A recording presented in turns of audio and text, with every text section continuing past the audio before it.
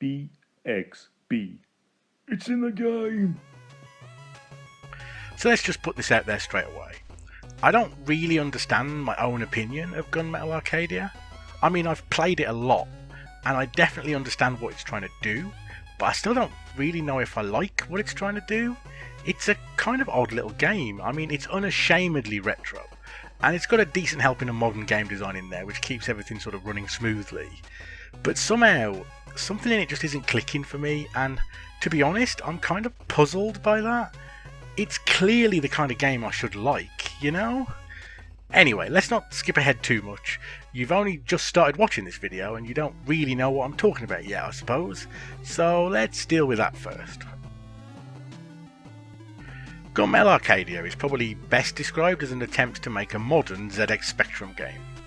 You are some kind of important warrior. You're charged with defending the land of Arcadia, I think, against some kind of ongoing invasion of monsters. And so you wander about, you stab baddies, and you collect resources that either power your secondary attack, replenish your health, or give you bombs to throw at particularly stubborn problems. It's all kind of self-explanatory. Gameplay wise, I mean, to be honest, I've forgotten what we used to call games that worked like this. I think they were just always action adventures, but it's one of them flick screen platformers, but you don't really do much platforming, it's a lot of combat. Anyway, it's one of those types of games where if you owned a C64 or a Spectrum, you pretty certainly played a lot of games like this.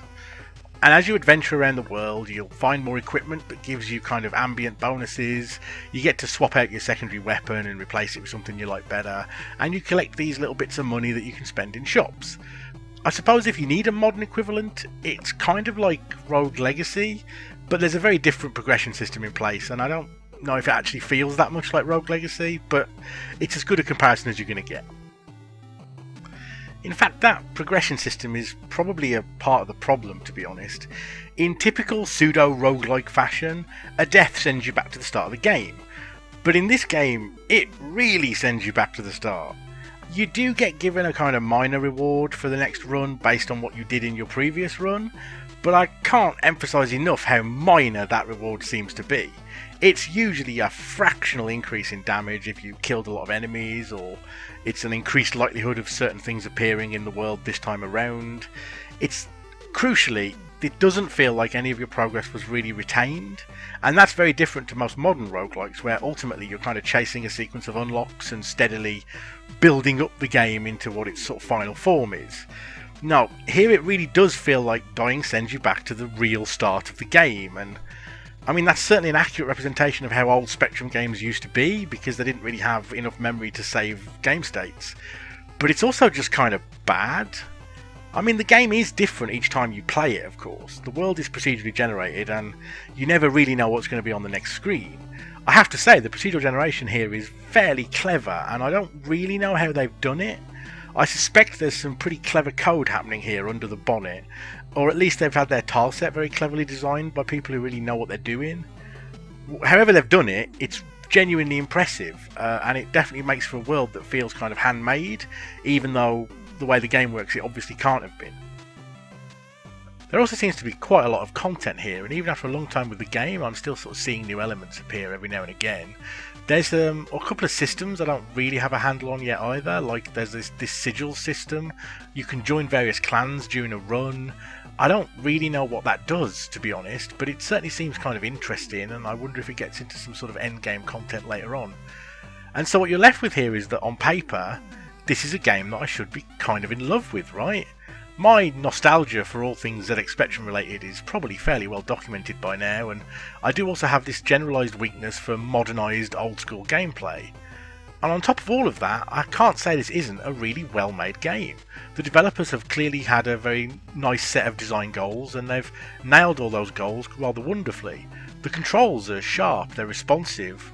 The visuals, whilst they may not be your cup of tea, they're perfect for what this game sets out to do, and it's just obviously a competent and well-made piece of work.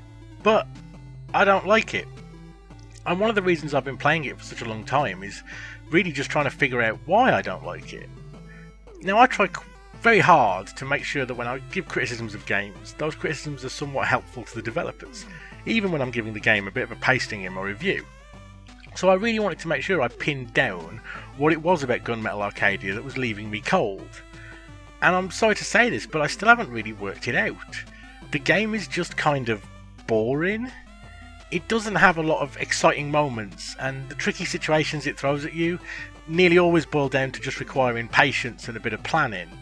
You don't really feel like a mighty warrior, you don't really feel like the fate of the world is in your hands, and the progression curves are all quite slight. You do notice yourself improving, and you sort of feel that you're hitting things slightly harder than you were, but you never really get that true joy of feeling overpowered, and games like this, they normally trade in that sensation. At the risk of sounding like a bit of a marketing ponce, I think the game could have used another USP over and above the whole retro thing. Okay, I'm a warrior in a Spectrum game, but can I be a warrior who can travel in time, or a warrior who can transform into a monster, or just something beyond just a dude with a sword and some bombs? I don't know, the game just never really got me going, I guess. Still, that's probably down to personal taste, and as I said, I can't fault the game development that's gone into this. It's really, really well made. So even if I didn't have a great time with it, I did sink some hours into it, and let's be honest, this is the perfect example of a game that I should probably just give 3 stars. BXB. It's in the game.